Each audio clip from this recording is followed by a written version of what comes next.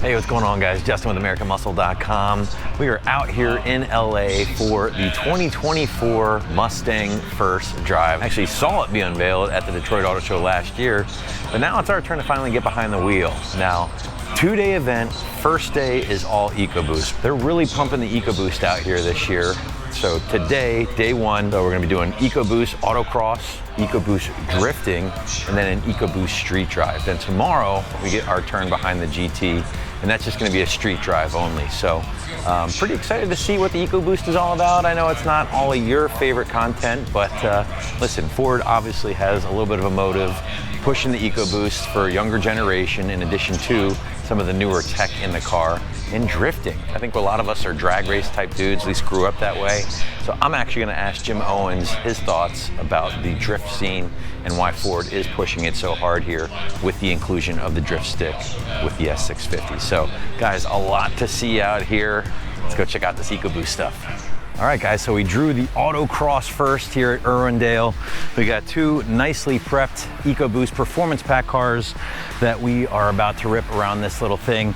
As you can see, they got it all coned off for us out there. We're gonna do a sight lap first, then 2 hot laps. I'm curious to see how this thing does. Again, you know, automatic, obviously we'll be working those paddle shifters, but EcoBoost a little bit lighter, should be a little bit more nimble this year thanks to the changes Ford did. So let's get out there and see how she does. All right, guys, so our first lap is going to be our sight lap. Okay, here we go. So Adam, the vehicle dynamics engineer, was saying his biggest change to the S650, in his opinion, was the actual steering. So we're gonna feel that right here. All right, okay, now we're on, let's do it. Through the slalom here. Pushing through those turns a little bit.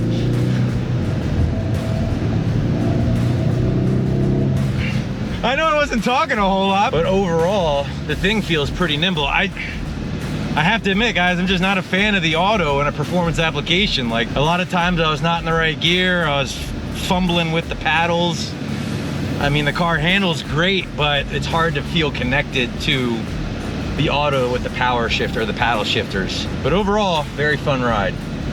Overall experience was pretty solid. Car sounds great. I mean, listen, it's an EcoBoost, right? It's a 4-cylinder car, but whatever they did to the exhaust sounds definitely healthier. Up next, I'm really stoked because we actually get to go experience the new drift brake with 2 members from the RTR team, Chelsea DeNofa, of course, and Reese, local guy to us out in Philly. So we're really pumped on that. So let's go head over there next. All right, guys, looks like I'm about to get shot out of a damn cannon, but we're gonna do the drifting portion here of the media drive for the EcoBoost. None other than Chelsea DeNofa himself giving some instruction. So we're up on deck here, we're gonna give it a shot. I mean, it's nothing crazy. It's like a first gear left-hander into a parking box, but it should be a good time. Check it out. So here we go, drift time. You brake up.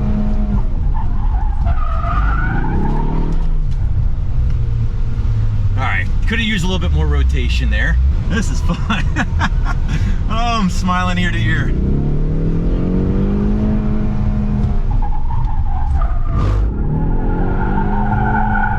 Man, I just want to keep riding that out. This is addicting. All right, guys, so we just got out of the car doing some drifting here, joined by Jim Owens himself. I mean, this man needs no introduction. Has done it all with Ford, legend in front of me. So you and I, we grew up drag racing. That was it, right? Yep. And Mustang is still drag racing. You got the line lock, you got all that good stuff. But obviously with the introduction of the drift brake, we're out here at a drift function at the first drive. It's no secret you guys are pushing it a little bit more. Why is that? We want more Mustang fans to participate and enjoy the vehicles the way that you and I do. They enjoy them differently. Now you put in the drift brake and you put in that HMI technology where you can personalize it from a technological standpoint. You and I grew up on drag racing. The younger kids came up growing up watching autocross and the tuners and now the drifting series that, you know, gets 1 million streams when they run each of the stages. How do you bring those people in to enjoy the car? You get Vaughn and Chelsea and the RTR team working with our engineers to put a drift brake in a pre-titled car, track use only, right? We want to make sure you do it safely and only on the track, but a way to enjoy your vehicle so that the next generation of Mustang owners have fun to do, and then like you and I can learn new things. So before we get to the actual street drive portion here of the EcoBoost Mustang, we should talk about what is new powertrain wise, because apparently there is a lot. We're talking new cams, new pistons, new rods. Power numbers, 315 horsepower. That's only up 5 from the previous gen car. 350 pound-feet of torque at the crank, but only available with the 10R80 10-speed automatic transmission. That's right, guys, no manual in the 2024 and newer EcoBoost Mustangs. I asked Ford why. They just basically said it's a numbers thing. It doesn't really support it. People weren't buying them, so they just figured they would do away with it. And if you want a manual, well, the GT is just gonna be the car for you. All right, guys, so here we are in the EcoBoost Mustang for our on-road portion. Yep. Automatic EcoBoost. Now, this car does not have the paddle shifters, which are probably pretty nice right about now on the mountain roads. We're just kind of lugging it along in sport mode. Not a big deal, but you know, I think if you want to get into an EcoBoost and still have that performance experience, I would highly recommend getting into the performance package with the paddle shifters to kind of give you that next level of enjoyment and driver engagement, because right now it's, you know, it's really lacking, I think, without that. All right, let's get to the stuff you guys all want to see. Let's get in that GT. Well, here we are in the GT, manual, V8. What's the first thing you do? You know what to do.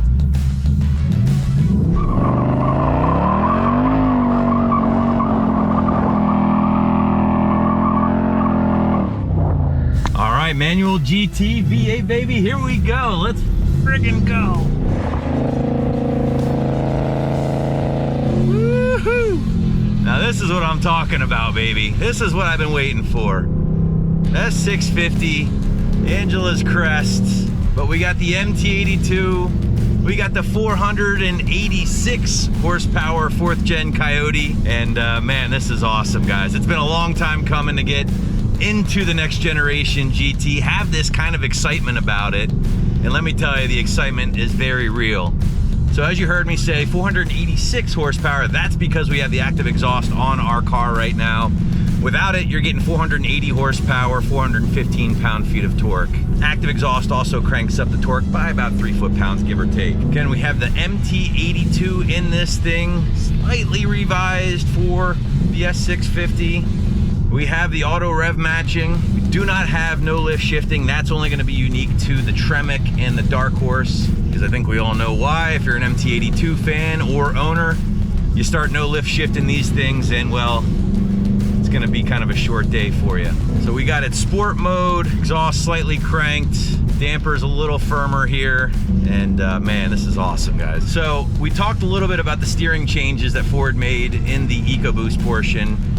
Honestly, I'm feeling the same kind of improvements here on the GT side, but even more so, the fact that we're carrying around another 100, 200 pounds up front with the Coyote, the front end still feels relatively light in comparison to the S550, which is good. The turn-in is certainly improved. Wheel effort is down, which is good. You're not gonna get worn out here, kind of cranking the wheel. For some reason, the auto rev match is not on for me right now. That's all right, I'm old school. Keep your line lock, keep your auto rev match in. I'll do it my damn self, thank you very much. I tell you what, man, this exhaust sounds fantastic. Even on the sport mode exhaust, you're getting some pops, you're getting some backfires.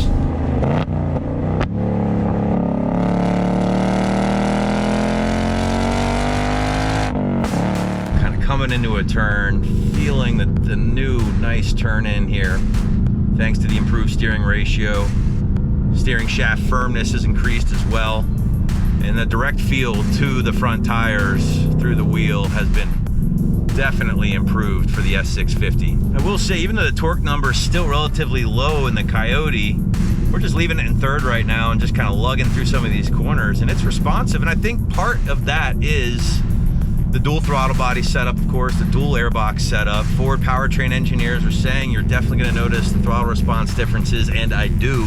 It saddened me a bit that this could be it, man. This could be it for the rear drive V8 manual cars. I mean, they're all going away. You know, I don't want to know a world where I can't buy a newer V8 manual rear drive car, especially in a Mustang. I hope it never becomes a thing, but as of now, again, your options are pretty limited, man. If you're a Camaro fan or a Challenger Charger fan, your time's running out, and the Mustang is gonna keep on keeping on, which is good, I think, for the community.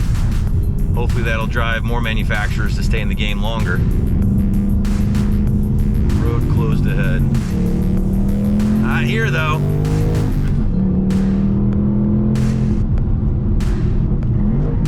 Let's get our heel toe on here. Big right-hander. Squeezing on the power. Oh yeah. This is what I'm talking about. This is automotive bliss. I felt a lot of understeer in the EcoBoost yesterday, pushing hard through turns. Not nearly as much here in the GT, in fact, far from it. Very, very neutral. Oh, this is great. God, this is great. That 1 minute of whatever it was f***ing awesome. Sorry, not sorry. Well done, Ford. I tell you, man, the manual to me is just king. Always will be king. Gives you the flexibility, gives you the control. You know, the EcoBoost Auto with no paddle shifters was just not enjoyable, I have to be honest. Give me paddle shifters at least so I can have some sort of control over the situation. Of course, give me a clutch and a 6-speed for ultimate control. And just engagement, feel. That's what it's all about, man. Driving these roads. I don't even need a damn radio on. And just enjoying Rowan gears, beautiful backdrop, 4th gen Coyote screaming off these walls. Really, really enjoying it, guys. Very, very nice. One more time. Yes! Oh, here's a good part to shut her down. Maybe not before we whip.